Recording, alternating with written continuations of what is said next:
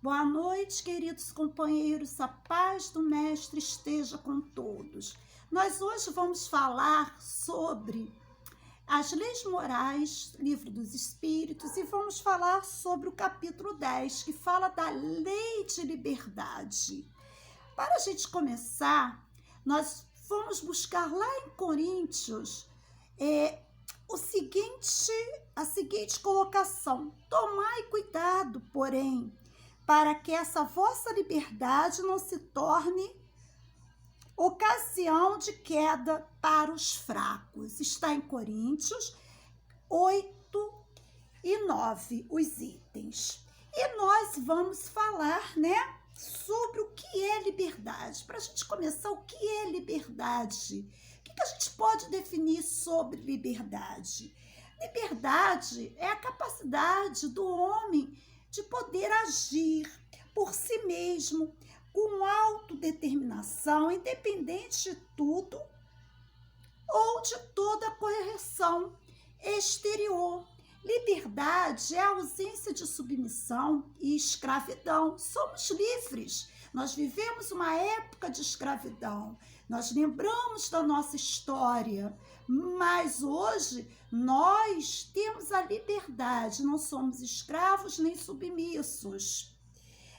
Temos autonomia e espontaneidade na manifestação da vontade ou dos desejos humanos. Aí a gente começa a pensar: o homem é dono de si mesmo, tudo posso fazer, tudo tenho o direito de fazer.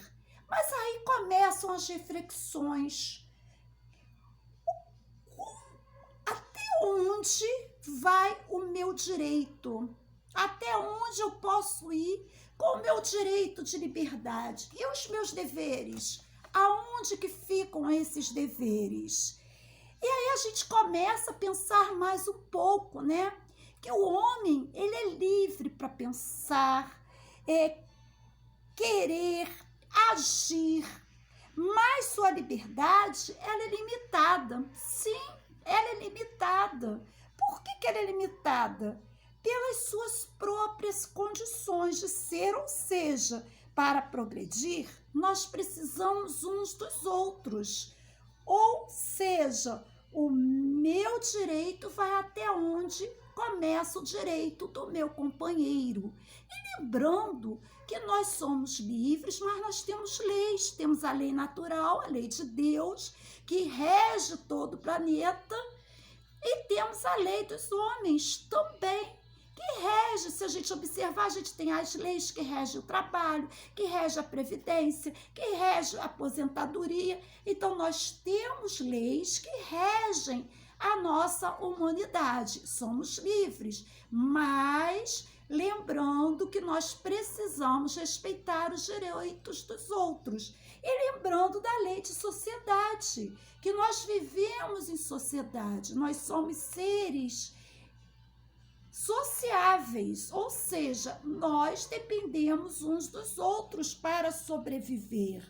E a lei de liberdade é bem compreendida quando aprendemos a fazer relação entre a liberdade de pensamento e a liberdade da consciência. No pensamento, o homem goza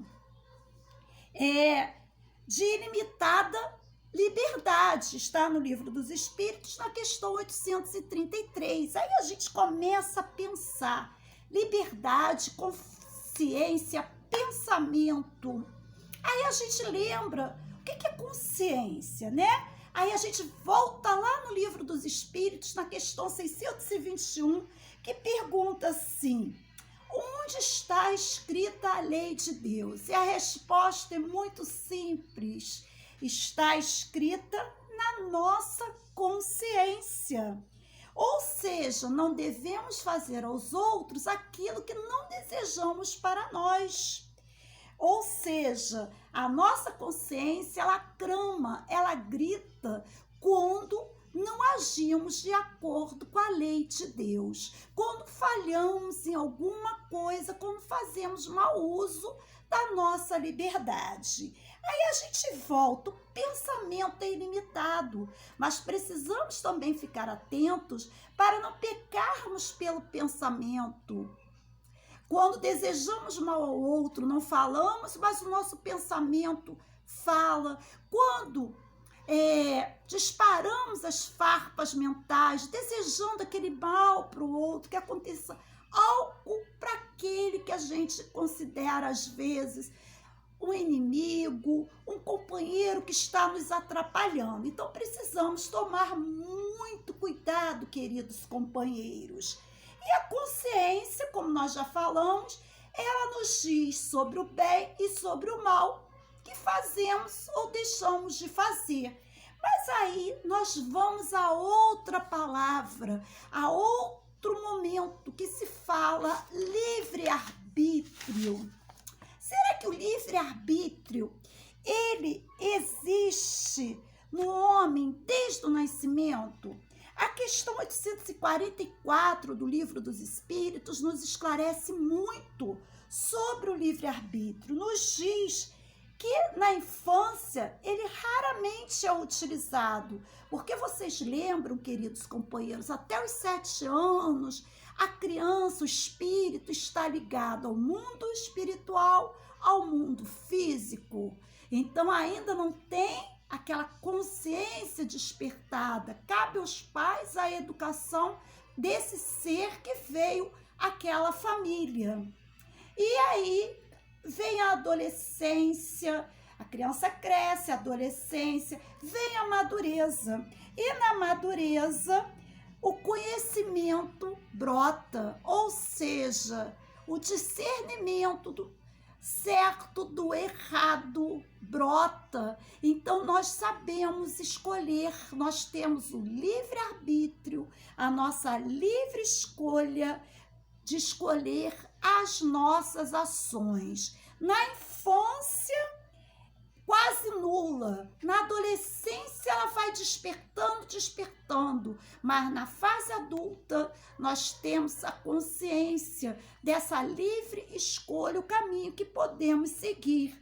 É a liberdade que nós temos de fazer ou não fazer, de seguir ou não aquele caminho.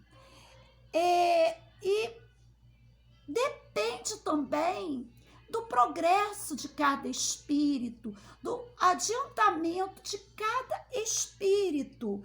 Essa escolha do nosso livre-arbítrio, que é essencial e é um dos atributos do espírito. E o que a gente vê? Que o livre-arbítrio, ele é sempre proporcional à condição evolutiva do ser. Nem tudo que eu quero, gente, eu posso. Nem tudo que eu posso, eu devo. Isso é muito claro. Nós podemos, queridos amigos, companheiros, escolher o que plantar, mas somos obrigados a colher o que semeamos. E sabemos discernir o que é certo e o que é errado. Falhamos uma vez, conseguimos remediar, conseguimos o perdão, conseguimos nos desculpar, mas falhamos a segunda, a terceira, nós já temos o conhecimento. E quanto mais conhecimento nós temos, mais seremos cobrados. Então, precisamos saber escolher as nossas ações. A escolha é de cada um. E lembrando sempre que a semeadura é livre, mas a colheita, ela sempre será obrigatória. Então, que possamos usar a nossa liberdade da melhor forma, lembrando sempre dos ensinamentos do Mestre Jesus, do amor ao próximo, que possamos usar o nosso pensamento sempre voltado ao alto, para o bem, para as boas ações e desejando ao outro tudo aquilo que nós queremos de bem para nós. E que possamos, a nossa consciência, ouvi-la frequentemente, porque a lei de Deus, ela está escrita na nossa consciência, e que possamos, amigos queridos, usar o nosso livre-arbítrio, que é a livre escolha que nós temos. E como Deus é bom, justo, Ele nos deu a liberdade de escolhermos o caminho a ser seguido. Com certeza, se escolhemos o mau caminho, se escolhemos de forma errada, será cobrado. Se escolhemos o caminho certo, do bem,